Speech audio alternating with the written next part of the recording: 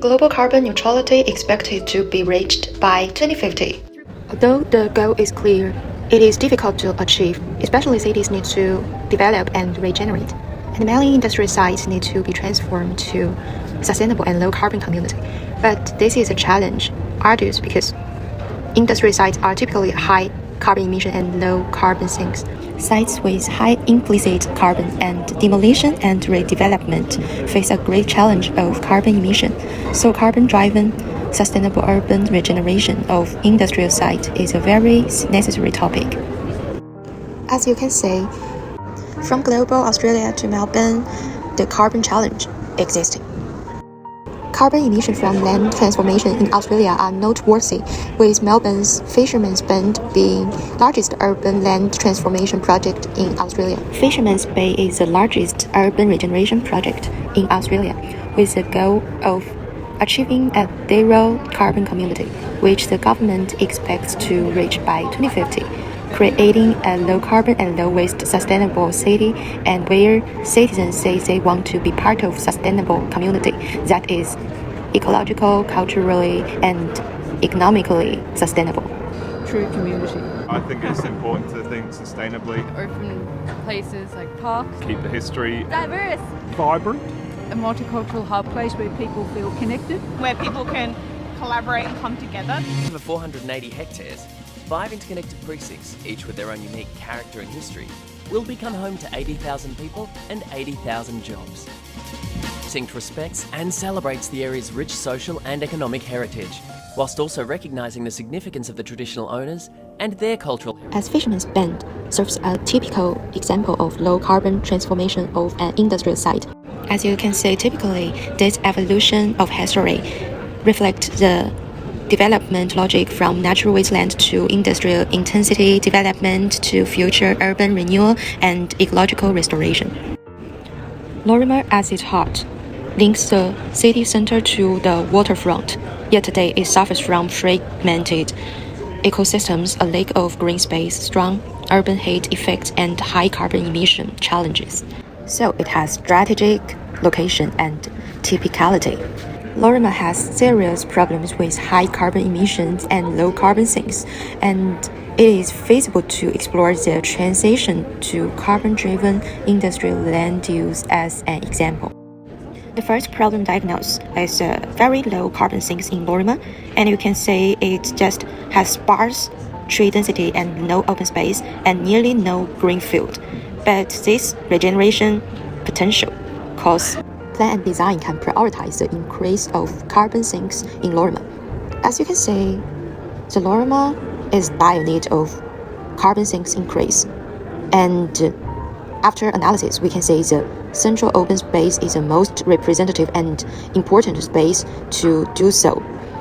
Because it's geographic and ecological center of site, and it is the largest open spaces in Lorimer and most important ecosystem value. The second challenge is heavy industrial carbon emission and a site full of hard building and paving. As we can see, it has a high traffic emission because it's adjacent to CBD Dockland and South Bank. It's a hub of traffic center, and it's almost whole hard zone increase carbon emission and future carbon pressure because it will be the high density community. It also can convert to potentials because it can prioritize carbon emission reduction in Lorimer. As you can see, Lorimer is in dire need of carbon emission reduction, so we can use recycled materials and removable landscape or promoting blue-green infrastructure.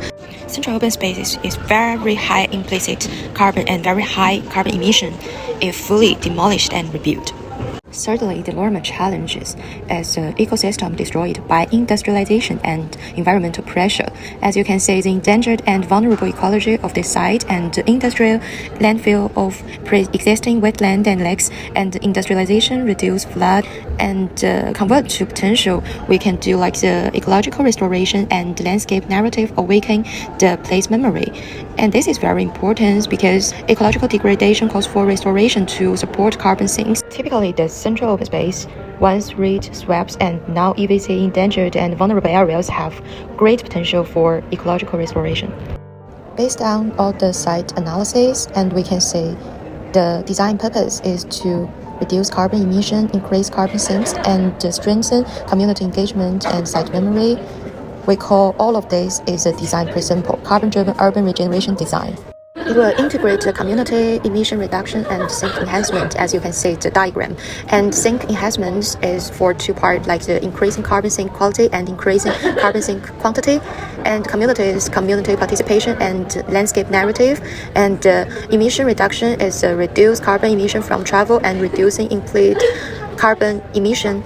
Site greenfield fragment low ecological value and historical high ecological value, and landscape narrative restoration ecology makes the site can convert from the challenges to potential.